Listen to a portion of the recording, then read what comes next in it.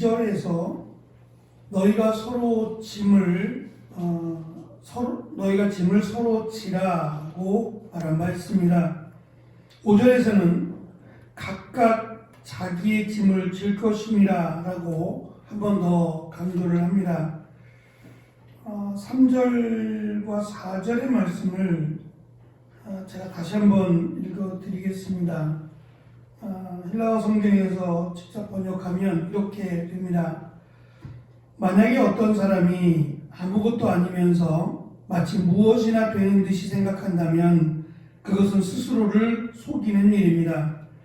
그러므로 각 사람이 자기 자신의 일을 살펴보고 자기 자신에게 자랑거리가 되더라도 다른 사람에게는 자랑하지 마십시오가 됩니다. 바울은 자신이 비록 성령의 열매를 9가지를 이야기했는데 사람의 마음이 그렇죠. 내가 과연 성령의 열매를 얼마나 맺고 있느냐라고 생각하면 다른 사람보다 더 많이 맺었다라고 하면 자랑거리가 될 만하죠. 나는 이렇게 많은 성령의 열매가 있는데 라고 하는 그 자랑 말입니다. 그런데 바울은 그것에 대해서 내가 다른 사람보다 더 성령의 열매를 많이 맺었다라고 하는 그것에 대해서 자랑을 해서는 안 된다는 겁니다. 왜냐하면 성령의 열매를 맺는 것이 자랑할 수 없는 것이 내가 예수 그리스도를 믿는 것도 은혜고 그 믿음으로 성령을 받은 것도 은혜고 그 성령의 인도하심을 받음으로 성령의 열매를 맺는 것도 은혜이기 때문이에요. 물론 우리의 수고가 없다는 말은 아닙니다. 근데 그 수고조차도 마땅히 당연히 해야 된다는 겁니다. 왜냐? 예수 그리스도께서 그 하나님이신 예수 그리스도께서 우리의 죄를 대신하여 죽으심으로 말미암은 은혜요 축복이기 때문이에요. 바울은 로마서에서 우리가 하나님의 나라에 들어가는 것 이것을 자랑하지 말 것을 이야기했어요. 그것은 예수 그리스도의 피의 대가로 말미암아 주어진 은혜이기 때문입니다. 그런데 이 믿음이라고 하는 예수 그리스도를 믿는다라고 하는 것은 지금 이 갈라디아서에서는 믿음이 마치 요한복음에서 접붙임을 받는 것처럼 그래서 참나무에 접붙임을 받게 되면 이 가지에서 참나무의 열매가 맺죠. 가지를 잘라다가 참나무에 이 가지를 접붙임을 시키면 이 참나무의 열매를 맺게 되는 것처럼 우리가 예수 그리스도를 믿음으로 성령이 우리 안에 거하시고 우리가 그 성령의 인도하심을 받으면 마땅히 육체 소욕의 열매를 맺는 게 아니라 예수 그리스도를 통한 성령의 열매를 맺는 것은 지극히 당연하다는 거예요. 오히려 열매를 맺지 못함이 이상한 거죠. 문제가 있다는 겁니다. 가지에 문제가 있는 거예요. 가지가 병들었거나 이 가지가 잘못되어 있다는 얘기예요. 그러니까 성령의 열매를 맺는 것이 지극히 당연한 일인데 그것을 자랑으로 삼지 말라고 바울은 권면합니다. 한 가지 여기서 지금 2절과 또 5절에서 짐이라고 소개되는 겁니다.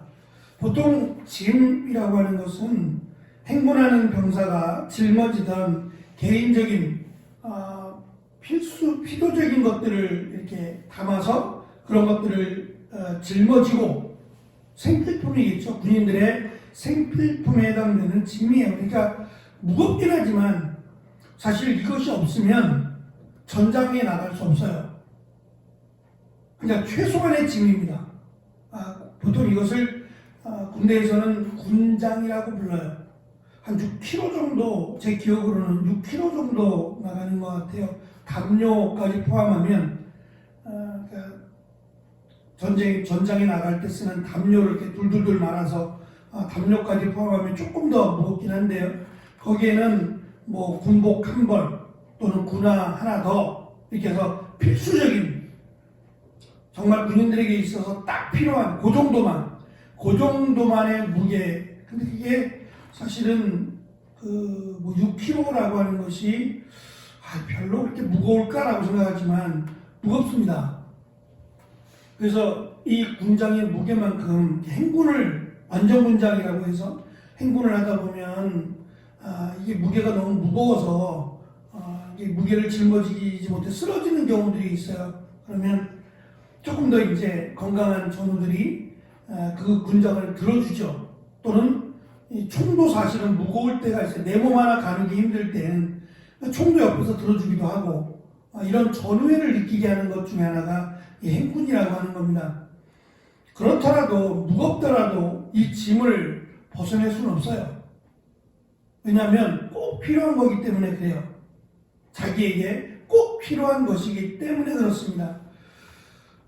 지금 바울이 강조하고 있는 짐이라고 하는 것은 일단 떨쳐버릴 수 없는 겁니다. 무겁다고 해서 버릴 수 없는 거예요.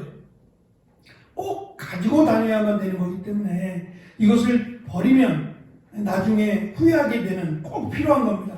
군인이면 그 군인에게 해당되는 꼭 필요한 것이다 라는 의미고, 두 번째는 육체의 소욕 또는 육체의 일로 말미암아 범죄한 이들입니다. 6장 1절부터 소개하고 있는 이 범죄한 성도들, 같은 교회 안에, 같은 지체 안에 육체의 행위로 말미암아 범죄한 이들을, 그리고 그것으로 인해서 어려움을 겪는 이들을 바로 잡아주는 일, 이것을 짐이라고 지금 설명을 했어요.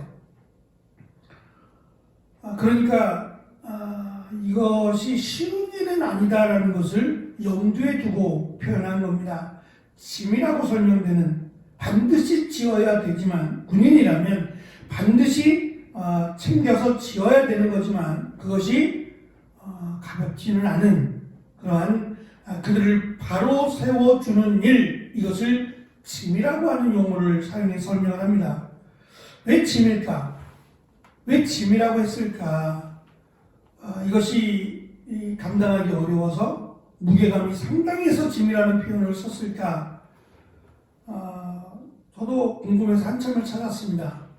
그랬더니 이 단어가 지금 짐이라고 하는 단어는 명사인데 짐을 지다라고 하는 동사가 마태복음 11장 28절에 등장을 합니다. 수고하고 무거운 짐진 자들아 다 내게로 오라 내가 너희를 쉬게 하리라 이런 말씀에서 짐을 지다 라고 하는 동사형으로 여기서 나옵니다. 무슨 말씀이냐? 쉬게 하리라 라고 번역된 이 단어는 멈추게 하다 또는 회복시키다 라고 하는 두 가지 의미가 있어요. 수고하고 무거운 짐, 열심히 수고해서 지금 갈라디아서의 표현대로 하면 육체의 소욕을 행한 그것이요. 그 짐을 다 예수님께로 가지고 오라는 거예요. 그러면 예수님이 그것을 멈추게 하겠다 또는 회복시켜 주겠다 라고 하는 의미가 되는데요. 육체의 소욕 또는 육체의 일로 말미암아 맨 마지막 결정은, 맨 마지막은 심판입니다. 하나님의 심판이지요. 그리고 육체의 소욕에 대한 설명 맨 마지막은 하나님의 나라를 유업으로 받지 못한다예요. 이러한 죄악들은, 이러한 것들은 하나님의 나라를 유업으로 받지 못한다고 했으니 심판을 받아야 마땅합니다. 그런데 예수 그리스도를 믿으면, 그리고 그가 회개하면 예수님이 그것을 회복시켜 주겠다는 거예요.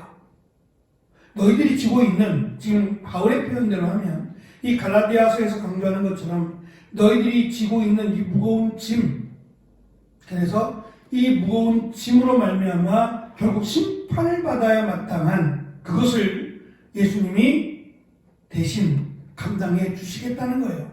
그래서 십자가에 달려 죽으심으로 말미암아 우리는 예수 그리스도를 믿음으로 구원을 받는 겁니다. 결국 바울이 강조하는 이 짐이 우리가 감당할 수 없는 것임을 잘 압니다. 짐은 들어줄 수 있을지 모르겠어요. 그런데 그 죄에 대한 대가는 어떻게 지불하겠냔 말이에요. 우리가 용서한다고 용서가 되겠냔 말입니다. 궁극적으로는 우리도 이 짐을 나누어지고 그들을 바로 세워주기 위해서 노력합니다.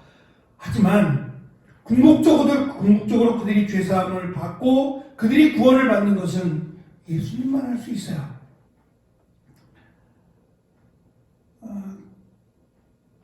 요즘 이제 핫한 뜨겁게 이슈가 되는 것 가운데 하나가 이 나이가 들면 속일 수 없는 이 주름 또는 이 피부에 관한 광고가 상당히 많은 것 같아요.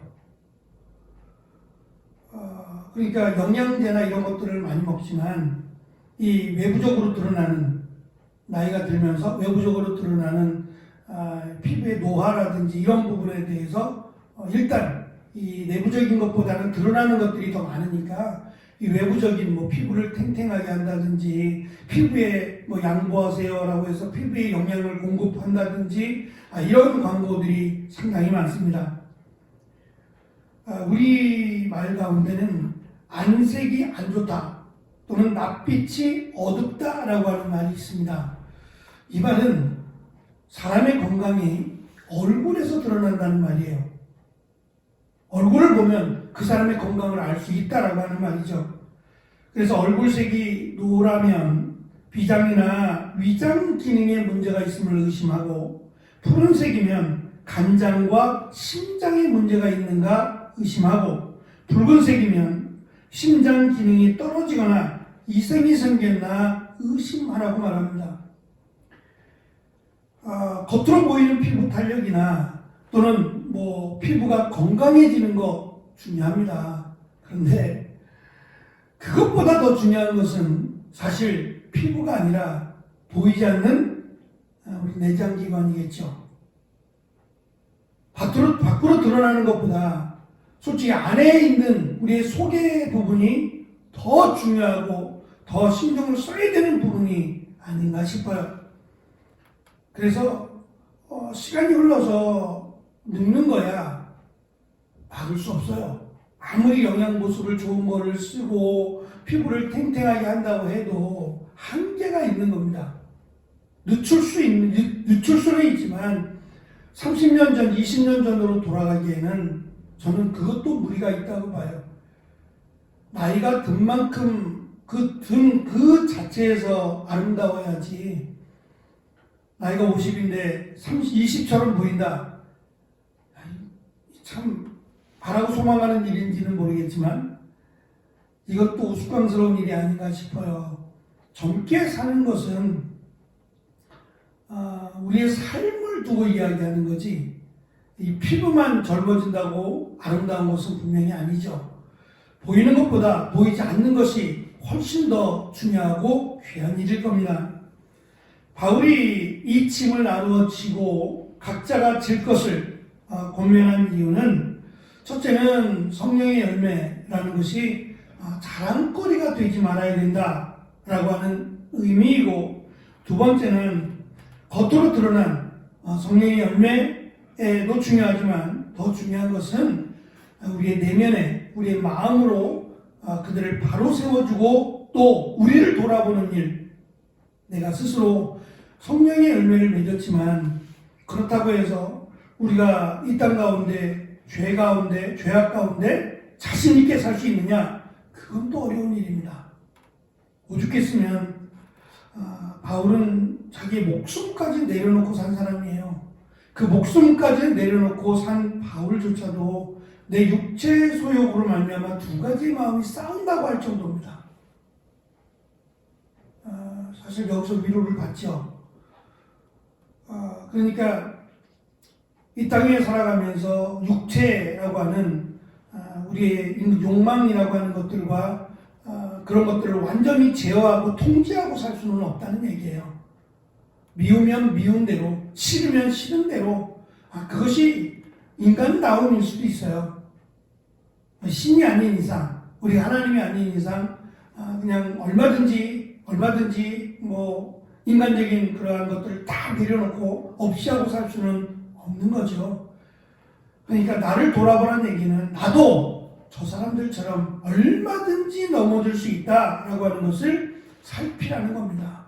말씀드린 것처럼 사소한 것에 넘어질 수 있어요. 큰 것이 아니라 별것 아닌 것들이 아니라 아주 작게 여긴 누구나도 쉽게 여길 수 있는 그런 것들에 우리도 넘어질 수 있음을 알고 나를 살피고 돌아보는 일을 수시로 하라는 얘기입니다. 다른 사람을 살피고 세워주는 일, 그리고 나를 돌아보고 나를 돌아보고 잘 살피는 일, 두 가지를 다 살피라고 하는 이야기입니다.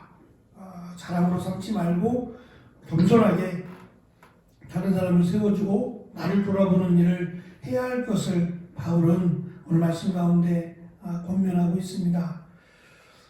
오늘 코로나에 대한 어쩌면 마지막이 될 수 있는 거리두기 완화에 대한 내용을 발표한다고 합니다.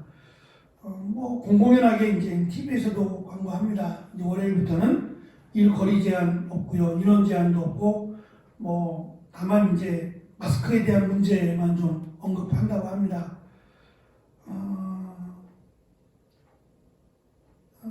참 많이 힘들었던 것 중에 하나가 내가 걸리는 게 문제가 아니라 나로 인하여 다른 사람이 혹시 이런 부분이겠죠.